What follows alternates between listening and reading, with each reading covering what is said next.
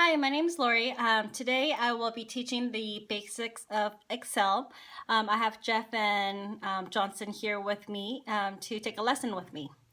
So we're going to go through the agenda of what I'm going to be reviewing, kind of the purpose of Excel, some vocabulary review, how to input data, some basic formulas, review the objectives and goals, and also review some questions that you may have. So let's go through what is Excel used for. It's used in financially related activities. It's being able to create new spreadsheets, be able to track sales, project status reports, even create contact lists and invoicing. It's a tool for scientific and statistical analysis. It gives you the ability to analyze large data sets from formulas performed through graphs and function. This is why people always say Excel is a powerful tool that allows you to create and perform anything you need. So let's go through some of the items what Excel is. So on the very top up here, that's called a title bar. So if you see the A, B, C, D on the very top there, that's all the column numbers. And the numbers on the left-hand side, the 1 through down to 35 that I can see here on my screen, these are called row numbers. All the stuff up on the very, very top, those are the menu, or they also call that the ribbon tab. So it gives you all the, the fonts that you want to do, print. There's also some formula data that we'll go through in just a little bit here. So on the very, very right, you'll also be able to scroll down back and forth, up and down, especially once your sheets go above like in the 30s to the 50 range, you'll start needing to scroll up and down. So you'll be able to see it here. So let's give this a try and input some data. So if you guys can go to the top, you see number A and 1. If you can type players in there. And under B1, type in cost per game. And the next column, C1, put number of games. And in the last D1, type in total to collect. So that's very easy. You're able to already type in text into cells. So let's go down in rows. So under A2, we'll be typing some names down. So first A2, go ahead and type Alex. Next one, Derek. Next one down, A4, Jim. Then Joe, John, Justin, Jeff, Michael, Steve, and Tommy. So let's run through some scenarios really quick. So for line B2, go ahead and put $10 in there. So we're going to do like a football game to keep it kind of fun. So the number of games under C2, we'll put 17. Do you guys have that? Okay, so now in D2, we're going to be typing a formula right in there. So what we're trying to calculate is if one game costs $10, what is 17 games cost? So under D2, what you'll do is you'll do the equal sign. And then under B2, go ahead and click that $10. And then you'll do multiply. And then click under C2 and enter. And Jeff, can you tell me how much it costs?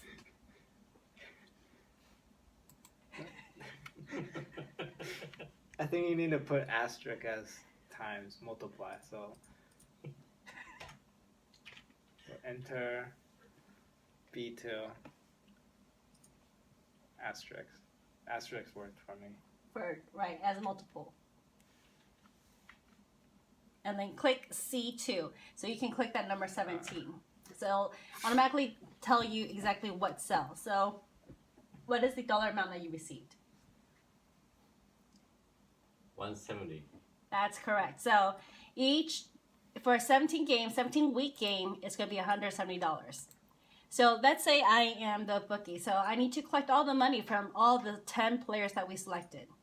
So how do we copy and paste down the field so you don't have to type 10 in every single one?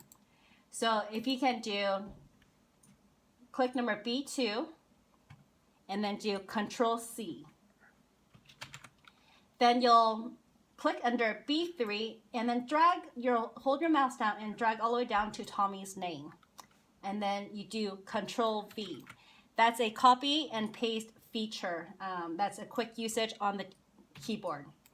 So again, everyone is going to be playing the whole 17 games. So can you show me Johnson, could you show me how you do that? How do you copy and paste down? Control C Uh-huh. and highlight and Control V. Correct. So again, Control C of the number 17. Yeah, click under C3, hold and drag all the way down to C11 and Control V. So now let's do the same thing. So with formulas, Excel, you don't have to retype all the formulas. It will automatically know how to calculate between each cell. So we're going to do that copy and paste one more time. Control C, hold and drag down and Control V. So now we know each player is going to cost them $170 to play 17 games.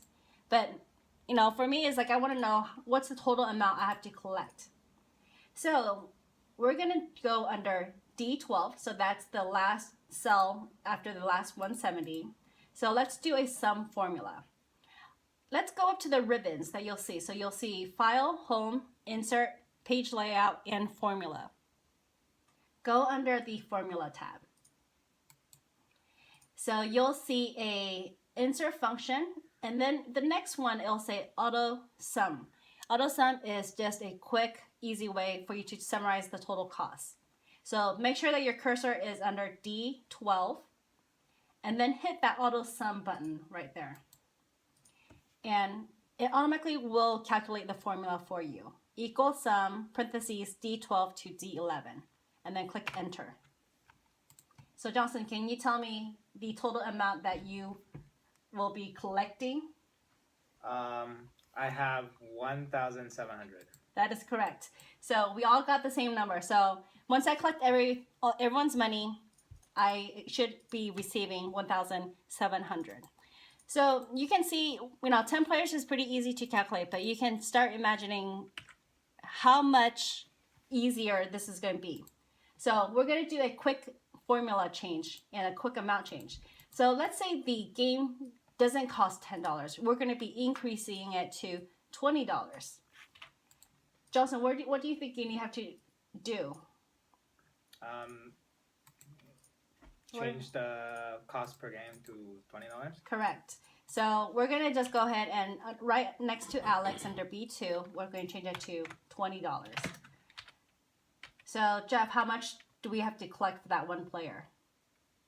200. Okay, so let's try that again. So you got 200, so that's incorrect. So there's some formula that must be an error.